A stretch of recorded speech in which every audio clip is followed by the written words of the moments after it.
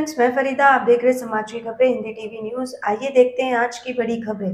नागरिकांमध्ये प्रचंड अस्वस्थता आणि राग आहे, रोष आहे। ज्या पद्धतीने महिलांवरचे अत्याचार एकीकडे वाढतायत आणि असंवेदनशीलपणे हे सरकार त्याच्यावर ऍक्शन घेत नाहीये आणि दुसरीकडे ज्या पद्धतीने छत्रपती शिवाजी महाराजांच्या पुतळा जो कोसळला अशी दुर्दैवी घटना घडली आणि त्याच्यावर हे वाचाळ वीर या सरकारमधले बोलतायत, त्याचा मी जाहीर निषेध करते।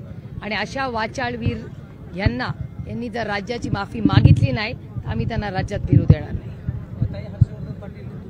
एक मिनिट थांबा, हा विषय तर घ्या सगळ्या आधी। अजून काय आहे याचं आंदोलन? अगदी बरोबर आहे देवेंद्रजींचं, राजकारण आम्ही करतच नाहीये, पण सरकारने त्यांच्या जर लवकर ऍक्शन घेतली असती आणि गृहमंत्र्यांनी या सगळ्या बाबतीत जर लक्ष घातलं असतं तर आम्हाला आंदोलन करायची वेळच आली नसती। ज्या गृहमंत्र्यांच्या टीम मधला एका पोलिसावर कोयता गँग अटॅक करते अशा तर गृहमंत्र्यांनी राजीनामाच नैतिकतेवर द्यावा। मुख्यमंत्री म्हणतात वाऱ्याच्या वेगाने हा पुतळा कोसळलाय, त्यांना आधी माहिती नव्हतं कुठे चाललंय। हे दुर्दैव आहे। माननीय मुख्यमंत्र्यांकडून माझ्या खरंच जास्त अपेक्षा होत्या।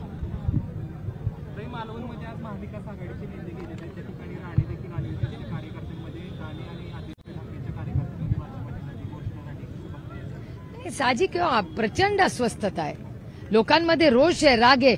ज्यांना आम्ही दैवत मानतो, छत्रपती शिवाजी महाराज हे दैवत आहेत, फक्त महाराष्ट्राचं नाही देशाचं। त्यांचा पुतळा असा कोसळतो, त्याच्यावर हे वाचाळवीर काही बोलतात, कोणी माफी देखील साधी मागत नाही जनतेची। आम्ही काय आमची मागा अजिबात म्हणत नाही, जनतेची। त्यातून ते म्हणतात नौदलाची चूक आहे, नौदलाची चूक आहे। ज्या नौदलांच्या प्रयत्नांनी, कष्टांनी, त्यागामुळे आपण सगळे सुरक्षित आहोत, तुम्ही स्वतःची जी जबाबदारी आहे ती त्यांच्या गळ्यात घालताय। हे दुर्दैव आहे की किती असंवेदनशील हे सरकार आहे आणि त्यांना फक्त त्यांची खुर्ची आणि कॉन्ट्रॅक्टर हे लाडके आहेत।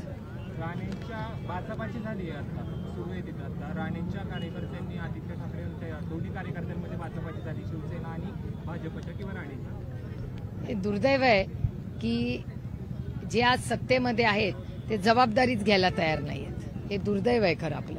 नाही, मी एक ट्विट केलंय, मी सकाळी सगळे चॅनल आणि सगळी वर्तमानपत्र वाचते। कालच्या वर्तमानपत्रांमध्ये ज्याचा मी उल्लेखही माझ्या ट्विटमध्ये केलेला आहे, त्याच्यात असं लिहिलेलं होतं की फायनान्स मिनिस्ट्रीने असा विरोध केलेला आहे की सहकार भवन एक मुंबईत बांधायचंय आणि ती एक बँक बांधणार आहे। एक तर सहकार भवन पुण्यामध्ये एक आहे आणि यशदा नावाची अतिशय उत्तम संस्था कैलासवासी यशवंतराव चव्हाणांच्या नावाने हे ट्रेनिंगचं काम करते, जी पुण्यामध्ये आहे। आता नवीन एक काहीतरी जमीन कुणाला तरी देण्यात येते, कुणाला देण्यात येते मला काही माहिती नाहीये आणि मी त्याच्यात लक्षही घातलेलं नाही। पण फायनान्स मिनिस्ट्री सरकारची जमीन देताना ऑब्जेक्शन घेते, तरी फायनान्स मिनिस्टरचं ऑब्जेक्शन, मंत्रालयाचं ऑब्जेक्शन, वित्त मंत्र्याचं ऑब्जेक्शन असताना ते ओव्हर रूल केलं जातं कॅबिनेटमध्ये आणि तरी जमीन कुणाला तरी दिली जाते। हे वर्तमानपत्रात काल आलेलं आहे। अतिशय गंभीर विषय।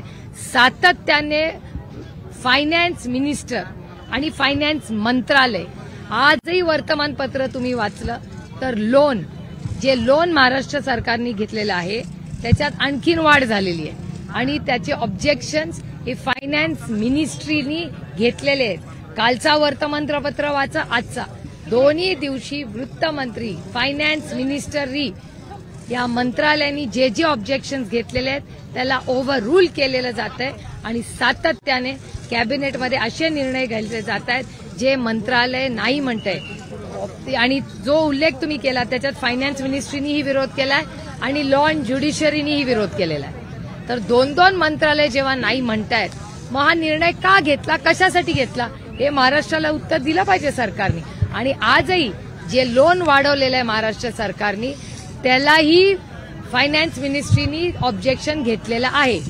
तर काय हे, कुठला लोन घेताय, कशासाठी लोन घेताय, आणि जर फायनान्स मिनिस्ट्री जर त्याचा विरोध करते तर हे अतिशय गंभीर आहे। मग सरकारमध्ये चाललंय तरी काय, चालवतंय कोण आहे सरकार? हा आजचा फार गंभीर विषय, हा फायनान्स मिनिस्ट्रीच्या लोन क्या आपका एनजीओ है और काम करने के लिए डोनेशन चाहिए, लेकिन 1280G सर्टिफिकेट नहीं होने की वजह से डोनेशन नहीं मिल पा रहा है, तो आप RTI SK के एजेंसी से संपर्क करें। RTI SK के एजेंसी से संपर्क करके 1280G सर्टिफिकेट बनवा सकते हैं। उठाएं फ़ोन और लगाएं कॉल